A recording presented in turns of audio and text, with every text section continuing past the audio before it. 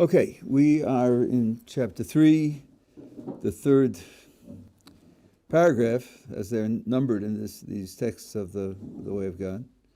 And we'll be talking about the fact that we have free will, and since we have free will, we're responsible for what we do, and we earn our reward by making good choices, which confer upon us levels of perfection, different types of perfection, different levels. And we are rewarded for our effort, as we said yesterday.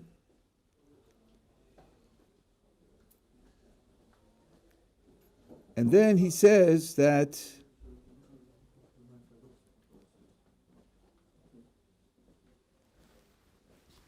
the characteristic of doing good in God's running of the world is greater than the characteristic of strict accountability and punishment and withholding.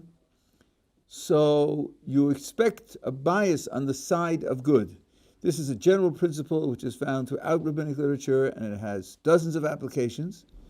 And here he mentions the following application, that the time of effort, the time of possessing free will and making choices and struggling is limited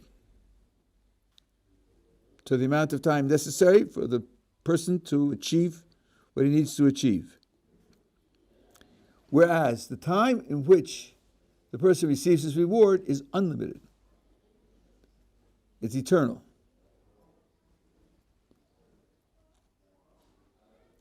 And that's an expression of the idea that the attribute of good is greater than the attribute of punishment.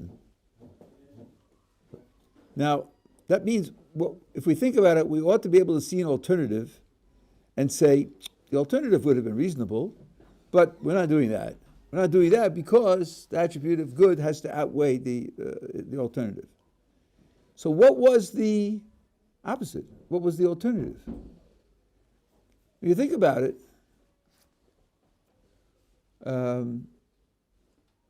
we have to remember that when God created mankind, created Adam and Chava, they were created immortal. They were created without necessity for death. Death came into the world only because they ate from the tree of knowledge. So let's apply these words to them. They have something to accomplish by the use of their free will. And when they make right choices and they accomplish, so then the time of testing is over, the time of free will is over, and from there they are transformed into a position where they can spend eternity enjoying the reward for their efforts. What would have been the alternative? I think the alternative would have been, let them have free will forever, let them be facing challenges forever, let them be climbing the ladder of perfection, which for a human being could be an unlimited ladder. We'll never get to the top. Just more and more and more. And let there be reward for what he's done, proportionate to the effort that he's made. So, 6 months of work and 6 months of enjoying reward, and another 6 months of work and another 6 months of enjoying reward, and let it go on forever. Why shouldn't it go on forever? What would have been wrong with that? Would it have been unjust, unfair? Would it have been pointless? There doesn't seem to be any complaint against doing it that way. In other words, in logic, in pure abstract logic, it would have been perfectly fine to do it. No one would have had any way to regard it as deficient. But that's not the way God runs the world. God runs the world where his kindness, his giving, his beneficence outweighs everything else. Now, Ramban puts it here, and I think I would say in a sort of weak way. The sources have a much stronger position. Not that he's just denying it; just that's what he says here. But the sources tell us that the whole purpose of creation was for God to practice good, to take the goodness that he has as part of his perfection and put it into practice. Everything else that there is in creation is there because it serves the purpose of expressing the good. So if you say, well, but doesn't God have the attribute of justice? Yes, justice is a way of increasing the good. Everything that's there is because of good. The verse says, Olam chesed yibana, the world is built out of chesed. Chesed is loving kindness. So, if you imagine the alternative where it goes on forever, and there's a time for free will, and a time for reward, and a time for will, and a time for reward, that sounds fair, just. You're tested and you're given a reward of what you earned. But you don't see that the ultimate commitment is to give good. Maybe the ultimate commitment is just to create a situation where justice is practiced, and they have a creature that can respond to the demands of justice, understands the concept, has the ability to exercise self-control and self-direction, exercise free will, and reward for doing well. Maybe that's the whole story. And that's wrong. It isn't the whole story. Yeah. No. All right, so let's have a question. You have a question? Yeah. Well, I'm not sure if this is right at all, but aren't we supposed to, not reach perfection exactly, but kind of share in the perfection in the world to come? And if we're constantly just striving for perfection, like, isn't part of the perfect purpose that God shares his perfection with us, and that will only come in the world to come, and through this world we just strive, or do we never kind of reach perfection even in the world to come? I don't think the way you're asking the question is exactly what needs to be addressed. You may want to ask it again after I'm finished. But I think when we ask a question like this, we have to ask, where are we in the game? Right? What you're quoting is from chapter 1. We're now in chapter 3. So this is background. Chapter 1 says you're going to get to a position of attachment to God. You're going to be there forever. And now in chapter 3 he's asking, why is that? Don't take that for granted. We're questioning that. We want to know, why is there a commitment to that at all? Don't do that. Don't make that the goal. Don't make that the goal. But it's not goodness that God's sharing. It's perfection that God's sharing. And that is the ultimate good. Right? Because he's an altruistic being, so he wants to share his perfection. So if it's the ultimate good, then it's goodness, isn't it? I don't think you could draw a line between perfection is as good as it can be, than which there is no better, right? So I don't think you can draw a line between perfection and goodness. So is the question then again, why didn't God make ultimate goodness something else? What complaint would we have had if we forget chapter 1, don't know anything, all I know is that there's a creator, and he set up a world where you're given free will, and you're given the power to act, and then you're held responsible for what you do, and you are fairly compensated for the things that you do. Would we have said, well, something wrong with that, something imperfect in that, and so forth and so on? The only complaint you can have, he's telling us, is since God's goodness outstrips everything else, it wouldn't have been an expression of his goodness. But that's where the complaint would come from. It would come from the fact that you know it's coming from someone whose goodness is the basic purpose of everything, and it outstrips everything else. And here, you're operating on a situation which is just, fair, with compensation, and of course, you're created into it. You didn't make the system, so that's definitely something which you benefit from. But since God's kindness and goodness and love is the fundamental and most powerful principle in the whole project, that's not going to show. That's not going to be expressed.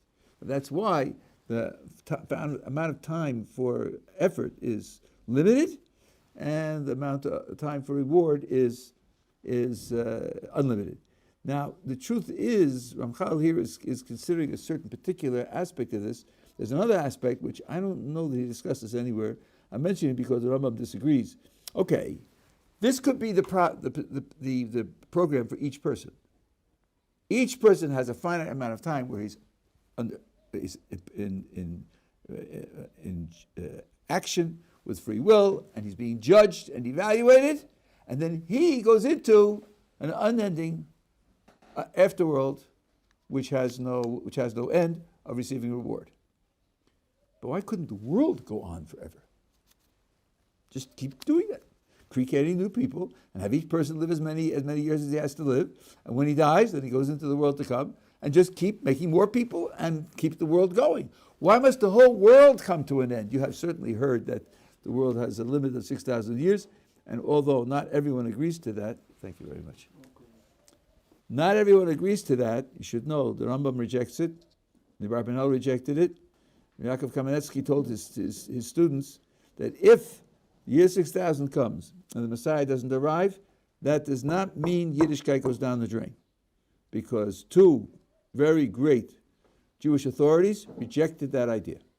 So they're a minority, but it's a genuine Jewish idea, so therefore it doesn't have to happen. But if you have a limit of 6,000, so that means that the whole project's going to come to an end, and it's going to be transformed, and then all souls will be in the world to come. All souls will be only receiving the reward, and there won't be any more free will, there won't be any more testing, any more striving at all. It'll pass out of existence entirely, right?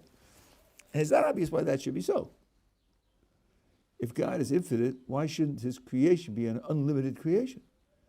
Just like Olam Haba is unlimited, let Olam Hazeh be unlimited. More and more people live, and each one does what he does, each one achieves his perfection, and he goes into the world to come, and then more people live. Why shouldn't that keep going forever? What would be wrong with that? Then the Ishtadlus will be unlimited, and when you're not sharing in perfection, you're just constantly working towards perfection. Each person's effort is limited. Each person's effort is limited to the end of his lifetime. And that person then gets an unlimited reward. So for each person, the reward outstrips the effort infinitely. So that's definitely a dramatic expression of goodness and kindness and giving, and giving is far more important than the other. And it never stops, because there'll be more and more people to enjoy this outcome. Why should there be a limited number of people to enjoy the outcome? Well, maybe God wants to share his perfection with more than just people, but the entire universe that he created as a whole. Even so, let the universe grow and let it become more and more. Well, why should there be a stop? That doesn't explain why there should be a stop. That doesn't help at all. Because then the imperfection of the universe will continue forever. Well, of the universe, I mean, okay. Let's go back to chapter 2. I'll not take your question. Let's go back to chapter 2, right? God can't share his goodness with a table, nor with an orangutan, not even with a porpoise, even if the porpoises are chattering porpoise Shakespeare, which they aren't, because the only way to share his good is to share his goodness with something which is like himself, is by making that creature like himself. Porpoises can't do that, and orangutans can't do that, and palm trees can't do that. So if anything, the world will share in its perfection by being attached to us, but it's no end to itself. It's not an end to itself. Yeah. If there's a finite amount of souls, doesn't that show how important we are to him? If there's like an unlimited amount of people constantly living again, then doesn't that seem like the father has many kids, maybe it doesn't seem like they get enough attention if there's so many siblings? I hear that possibility. Of course, that's where the Father has limited attention to give. We're talking about a Creator who's unlimited. But let me try to turn it around the other way for you. I lived in Baltimore for 10 years. I was very close there to Rav Amram Taub, very great person. And he spoke to people he was a Hasidisha. He spoke to people also who didn't come from his background. He told me about a father who said to him, Rabbi, I have a problem. Something's bothering me. I have two sons. They're both in college. Now, this was the 70s. They never write. They almost never call.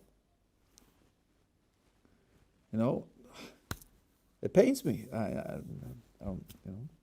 So Rahab said to him, gee, I'm sorry to hear that. Tell me something. Why did you have 2 children? Did you encounter some medical problem or some difficulty in having children?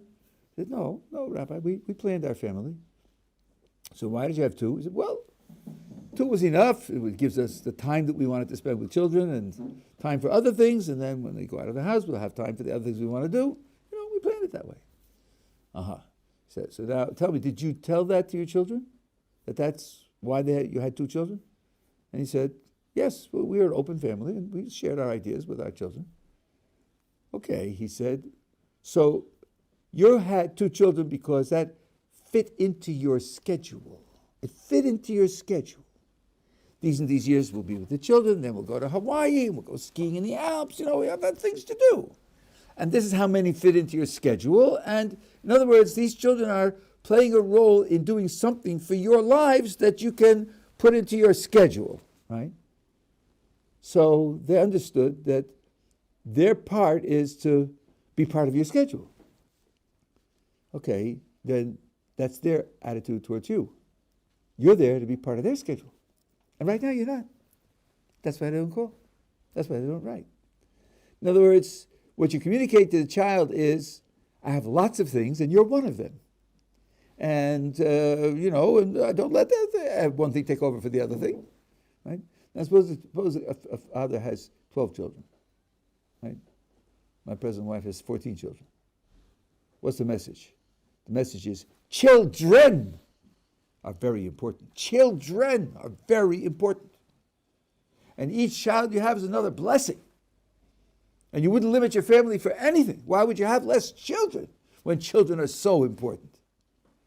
I think the child who hears that message thinks, so I must be very important. I must be very important. And if you have the Creator saying, humanity is so important, there shouldn't be any finite size. There shouldn't be any limit to how much humanity there is. The more humanity is, the better it is. I don't think the person has to be lost in the crowd and say, well, there's so many of us, I can't possibly matter. The message could be the exact opposite message. I'm not content to have such a small, any finite group. So I don't think the message has to be that kind of dispiriting, degrading message. At any rate, the Rambam actually has such a position that this world never stops. He's a minority position, but he does have such a thing. And I think that in part, Ramchal is trying to, hedge that. Ramchal follows the Rambam very, very often. And by the way, I said, a lot of you here wasn't when I started, Ramchal is a Kabbalist, one of the greatest Kabbalists in the history of the Jewish religion. Maimonides, so far away as we know, had no knowledge of Kabbalah. It is a striking fact that the Ramchal quotes the Rambam dozens of times. And he does not quote Nachmanides, who was maybe the greatest Kabbalist among the medievals. He doesn't quote him. But he quotes Maimonides, who was a philosopher, who was not a Kabbalist, and quotes him dozens of times. Striking thing. One of my chavusas pointed out to me 35 years ago, and just something to be aware of. Here, he would be parting company with the Rambam. And since he would be parting company, he's sort of justifying it from his point of view.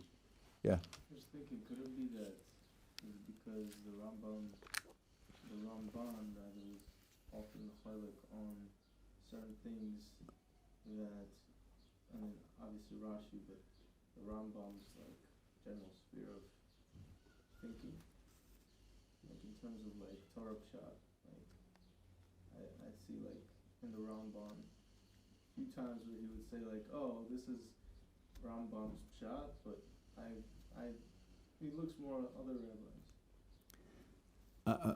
You have Rashi, the Rambam, the Ramban. Who's talking to who? Who's commenting on who? The Ramban came after Maimonides. So, and he does from time to time disagree with Maimonides on certain things. He also agrees with him a very lot. And unfortunately, there are schools of thought in the so-called scholarly world where they say that Maimonides is a philosopher And Nachmanides is a Kabbalist, and they're in two entirely different schools of thought, and they don't agree on anything, and they fight with one another. This was what's open and revealed, and Aristotle, and this is from the Kabbalistic sources, and so on and so on. That's all a fantasy. It's all a fantasy. None of it is true. None of it is true. So I think we don't want to go down that road, because that's by itself a 2-year study, but it's something which took me a long time to appreciate. But Meiselman, who was one of my teachers, also taught me this over and over and over again.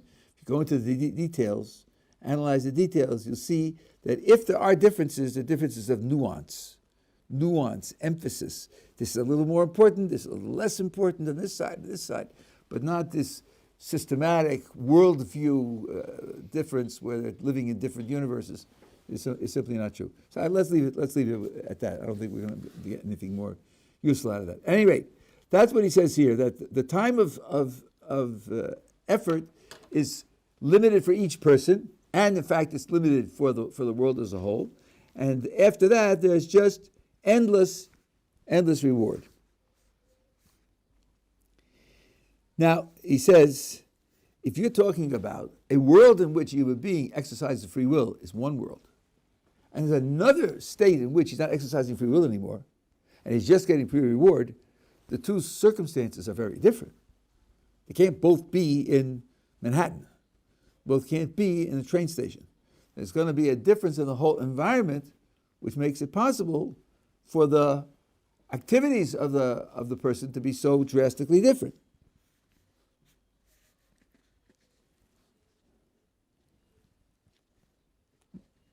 In our world, we have the constant battle between the intellect and physicality.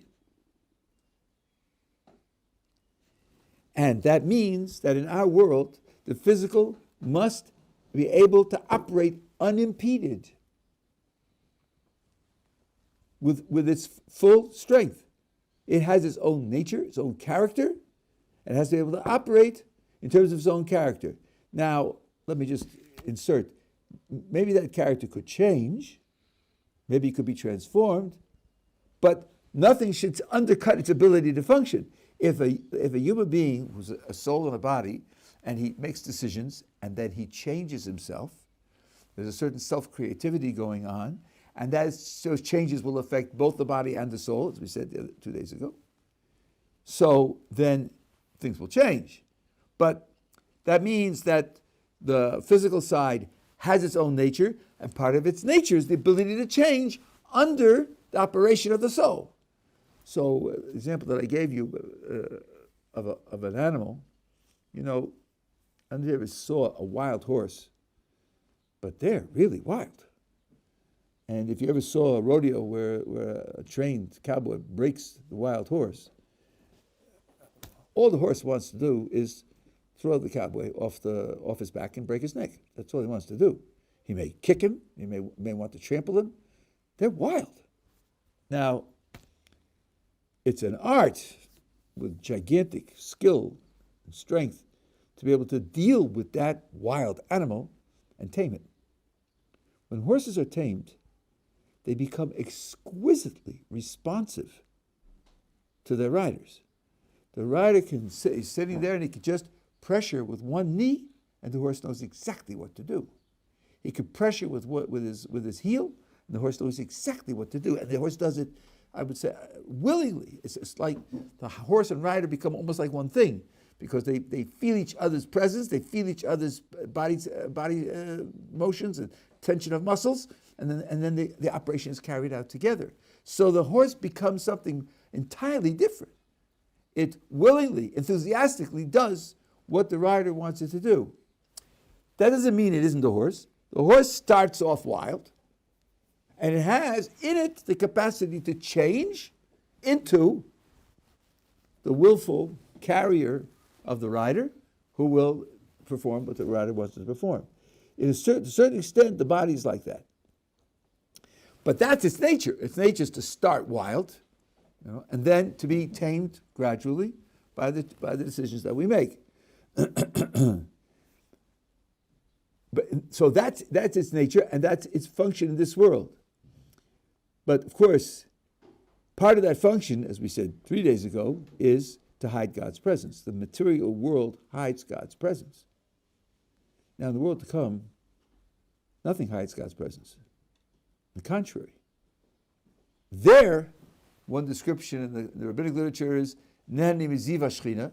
God's presence has a kind of shine, and we bask in that shine. We observe it, we experience it, and that's one way of describing the pleasure that we have in the world to come.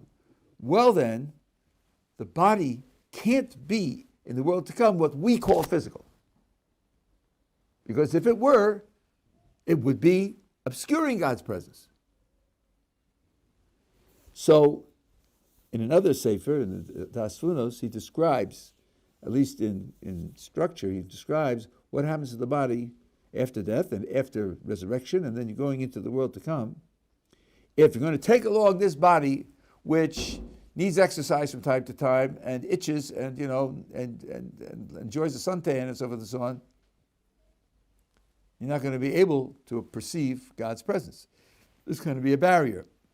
So what happens is the body is gradually transformed.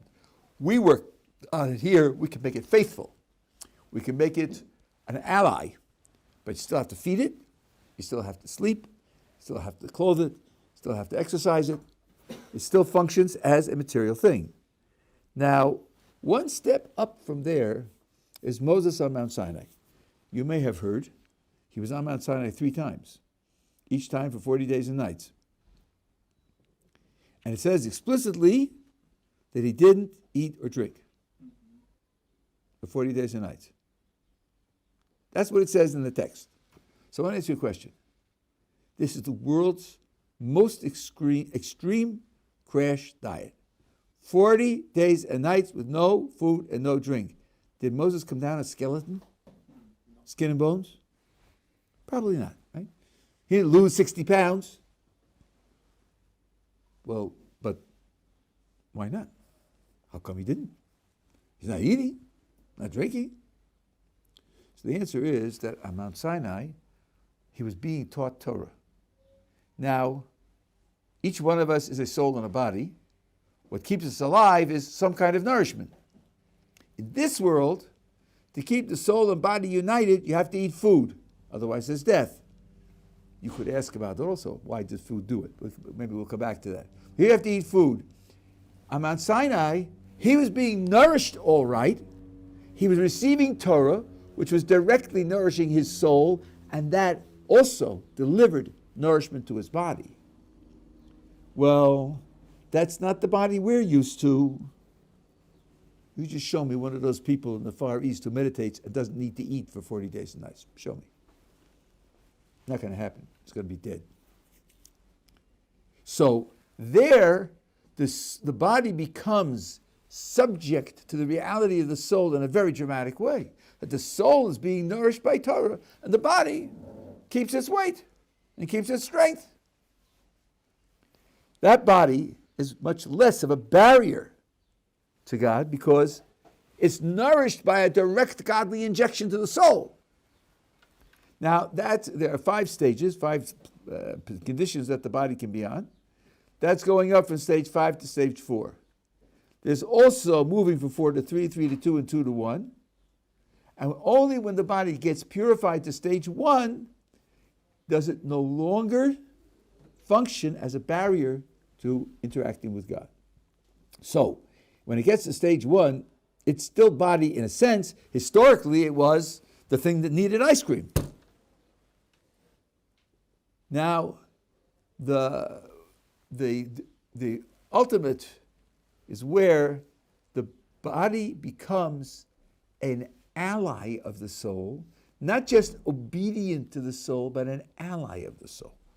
And I want to give you a picture of what this could be described as. This is in all of the Kabbalistic literature. The world, as I told you, is kept into existence by God's will. God is giving existence to each thing in the world continuously. The image of that is that everything has within it a spark of fire. Spark of holy fire, but that spark is encased in a barrier, like a shell, and the shell is opaque. So if you have a spark of fire inside an opaque shell, the light doesn't go anywhere. It just stays within the shell. Now, if you want to free the light, if you want the light to spread, there are at least two different solutions to the problem. One solution, I think religions differ on this. One solution is to destroy the shell, annihilate the shell. Then you just have the spark. You just have the spark, the light will spread. But there's another way. You could make the shell transparent. Make the shell transparent, the light will go right through the shell. And more than that, imagine that the shell is glass, and if you're thinking of a spherical shell, so then it's curved. If the glass is curved, it can focus the light into a beam or into a scatter, because the photons of light interact with the molecules of the glass. That's why your glasses change your vision, because the light doesn't come in just the way it comes normally. It gets focused onto your retina in a certain way. So here, the shell, once it becomes transparent, can become an ally of the light. It can do something to the light which the light wouldn't have all by itself. Now, if you look at the spark and the shell, you see a single light-producing entity. Of course, it has two parts. The spark which produces the light and the shell which focuses the light. But it's all light production. This is just a kind of example of what we mean when we say that the body becomes something which is an ally of the soul in perceiving God. So much different from what it is here, where it's a barrier to seeing God. There it becomes an ally. So then the body and soul together perceive God, and they benefit from each other's presence in perceiving God. That's what needs to happen for the world to come. And that's why the body can't function on its physical identity in this world. So he says that in this world where we're supposed to have free will, and free will requires a conflict between the soul and the body has to function as a physical thing with all of its physical nature intact. The transformation in this world is just to make it obedient. In this world, it still has to eat, still has to sleep. Moses, when he went to Mount Sinai, wasn't in this world. He wasn't in this world. When he came back down from Mount Sinai, he also ate and drank. He also slept. By the way, he didn't sleep either for 40 days and nights, because in one verse it says, I was there, I was praying for you after the golden calf, and I prayed for you 40 days and 40 nights. And you don't pray when you're asleep. So he didn't eat, he didn't drink, and he didn't sleep. But when he came back into this world, he had to do all of those things. Because that's the way the body functions in this world, so that there can be free will. But that's only in this world. In that world, it can't be that way. Because then it would make it impossible for us to perceive God. So this is what he's saying here, that because these two conditions require different realities, you have to understand that the circumstances are entirely different. And one way in which they're different is the nature of the way the body functions. So, just to sum this up, because I have heard people who have some confusion about this. So the picture of the way the future works is people live until death. When death takes place, the body disintegrates in the ground, which is good for it, as we'll see, and the soul is in a certain holding pattern, waiting for resurrection. In resurrection, there's a reconstituted body and the soul that come back together, because the human being is a soul plus a body, as I told you. Human being isn't a soul. Human being is a soul plus a body. And then, from there, there's progress up into the eternal reward. But that progress requires this transformation of the body into another state where it can no longer function as a barrier to perceiving God. Yeah. In the world to come, is there no need for spiritual nourishment, or there is? No, there's spiritual nourishment happening all the time. What's going on in the world to come? So since we mentioned it, let me just tell you briefly one description. This wouldn't be the whole story. I don't think we can say the whole story, but this would be one element of it. We said that the purpose of creation is for God to give loving kindness. There's a lot that happens in the world that we don't see coming from that source. That's obvious. There's a lot of pain, a lot of destruction, death.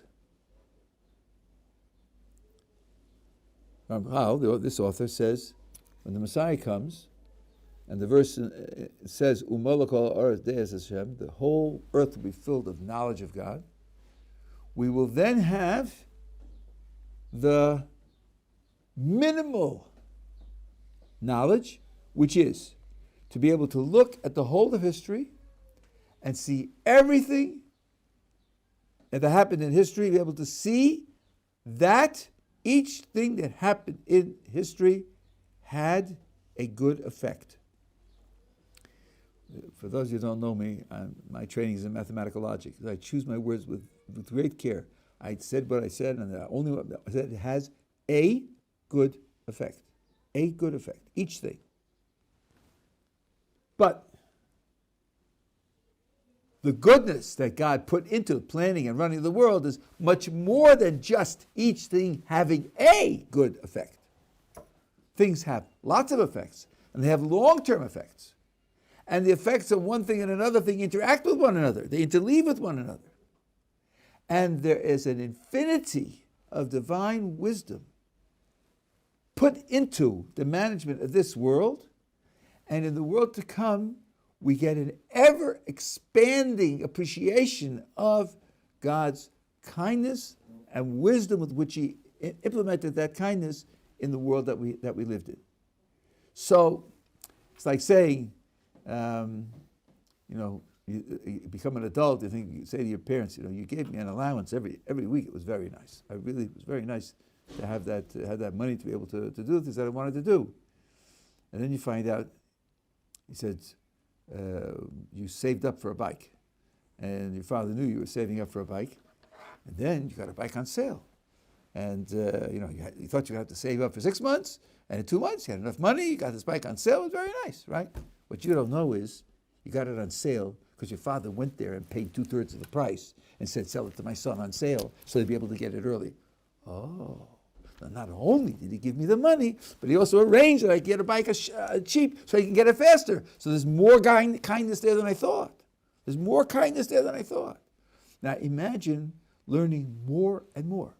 There's more kindness, more planning, more structure, more nuances, subtleties of benefit that you didn't have in mind.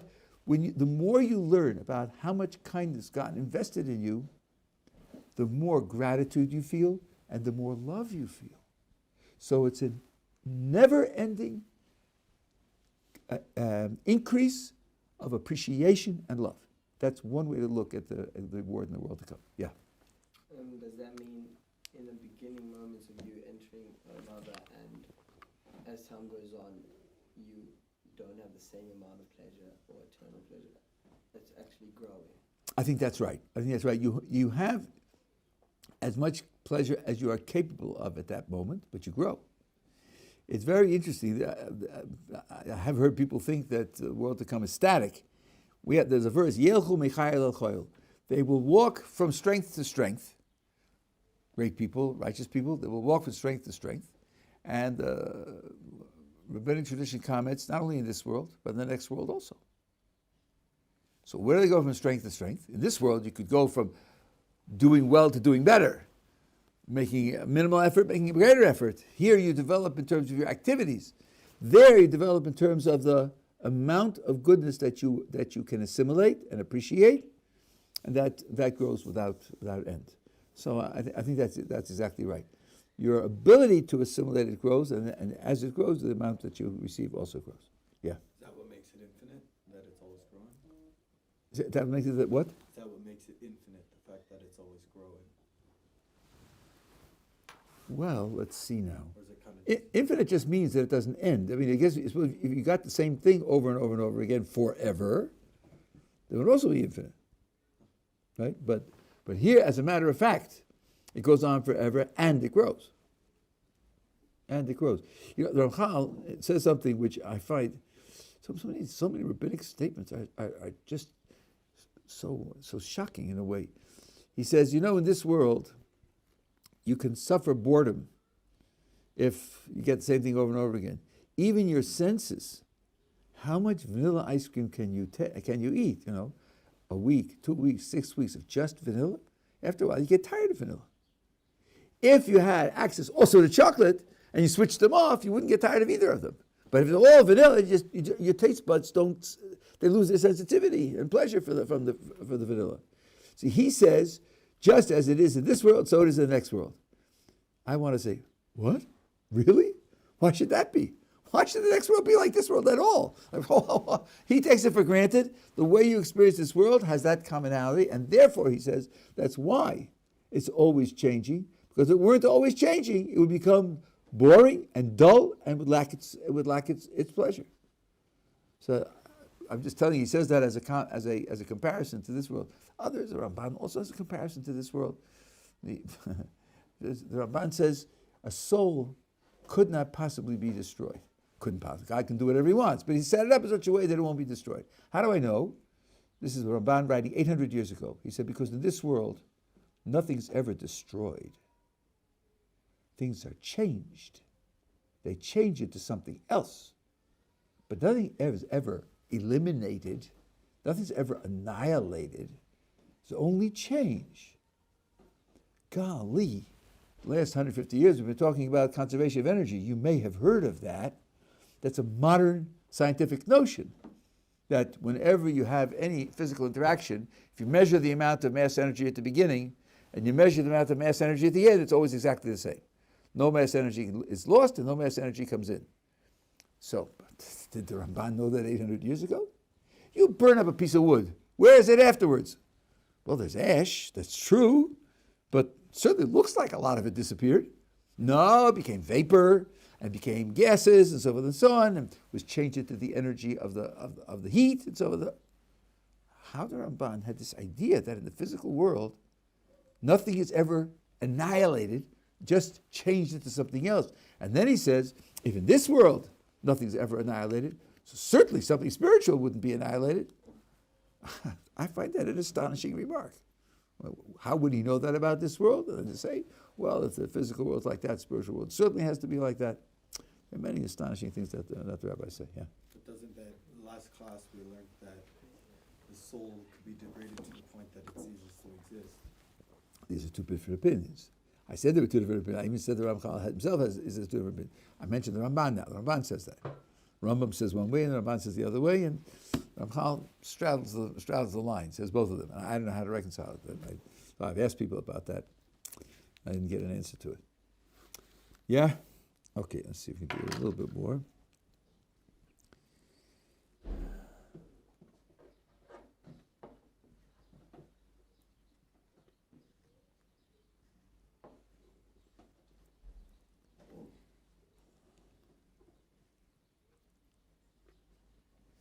That is basically what I told you.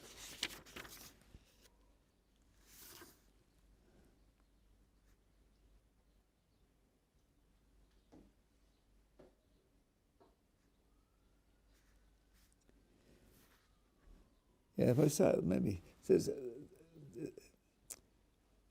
the way we talk is we're here now, and then we're going there because it's someplace else. Olam haba. But the word in Hebrew, the phrase in Hebrew means the coming world, the world that is coming. That's a slightly different picture. That's like it's coming to me. My situation is this, but my situation is going to be changed, and that is then going to envelop me rather than my going there. Now, since the soul is itself not something that's a part of space and time, and the body is going to be simply an aspect of the soul, so it's going to lose its physical nature in that respect. So thinking of it as about 200 miles north of North Dakota is probably not the right way to think about it. It's just somewhere tucked off in Alpha Centauri somewhere, somewhere in the Magellan Cloud.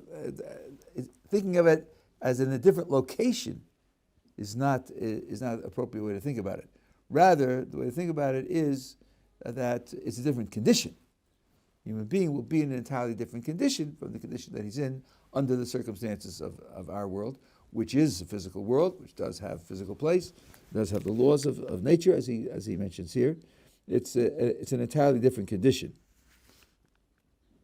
That's after death, or that's after the time of Mashiach? So as they say, see, death is a temporary condition where the soul and the body separate. Yeah. The body disintegrates. The soul, thank you very much, Yes. is waiting, Okay. and That's the shedding of the shell, and then the shell gets maybe put back as like. that's right. After it's rehabilitated, it gets put back, Glass now. because the human being is the soul and the body together. Maybe I'll just, since I have just a minute or so, I'll tell you one last thing about this, which is, it makes it more vivid. Why must there be resurrection?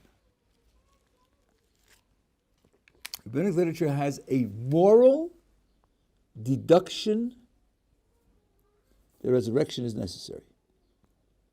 And it's based on a parable. A man owned an orchard with fruit in it, and he noticed that some fruit was being stolen. So he did an investigation, and his suspicions landed on two people. And he accused them. Why are you stealing my fruit? And they said, O king, look again. What you are suggesting is impossible. One of us is crippled. He can't walk. He didn't steal your fruit. The other of us is blind. He can't see the fruit. So of course, we didn't steal your fruit. The king said, you can't fool me. The blind one picked up the cripple on his shoulders, and the cripple sitting on his shoulders told him how to walk because he could see, and that's how you stole the fruit. Now, the lesson in the parable is this. If God comes to the body and says, why did you rebel against me? Why did you sin against me? The body will say, me? I can't do anything. At best, I'm just an animal. I have no free will. I can't make choices. Surely I didn't sin against you. If God comes to the soul says, me? I wanted the good, the right, the holy, the pure. Surely I didn't sin against you. So God says, you guys can't fool me. After all, I created you. When the two of you are together, you create a whole which can make free decisions and be responsible for what it does. Okay. Now, that means the agent that acted is soul plus body together. Then the agent that acted is what has to be judged. And if punishment is necessary, the agent that acted is what has to be punished. Otherwise, it's not fair. It's not just. The agent is the one who performs the action. The agent is the one who deserves to be judged and to be punished. That's as far as the rabbinic parable goes. But the obvious implication is, and what about the reward? The reward also should go to the agent who performed the action. He's the one who earned it. And the agent is soul plus body. And that's why, morally speaking, in the world to come, it has to be soul plus body. And that's why death has to be repaired with resurrection. Not enough that the soul should just go into the world to come. Death has to be repaired with resurrection so that the soul and the body together can be judged, can be compensated eternally. Yeah. So, but isn't judgment after death before the world to come? Yeah, but judgment after death can't do it because the consequences of your actions continue rolling through history until the end of history. And the judgment is not on the basis of foreknowledge. The judgment is based on events that took place. So only after this form of history is over can you then assess not only what the person did while he was alive, but all the consequences of what he did while in subsequent generations. So there's like a second judgment now. You've gone That's ahead right. and now That's all right. this- That's right. Yeah. But if all the consequences, as you said at the end, are for good, like all the effects turn out to be good, then where would be the trouble? Well, that has to be evaluated, and of course, if all the effects turn out to be good, I think the person would be Superman. I mean, it would be very, very unusual. In fact, there's a verse in Ecclesiastes that says, "Ein oram tzadik ba'aretz shel yasdo v'lo yechto." There's no person who lives, who is righteous, that does good and doesn't fail. No one is free from failure. Now, that's not as pessimistic as it sounds, because you can repair the failure. You can repair it, but that doesn't mean there wasn't a failure. And the failure will have consequences. So the Rambam writes in Hilchos Tshuva, every person has merits and transgressions. Everyone. So I think there's always going to be some that are negative. Is it, I mean, I was still thinking about the idea that we'll be able to see the whole story, and not every effect is good at certain point. I don't see why that is. Every effect is good. Why is that? A person does something wrong, a person steals something, and the person from whom he stole it is deprived of it, and so on and so on. You make decisions between good and evil. That means there's such a thing as evil. That's a whole story. Maybe we'll talk about that sometime.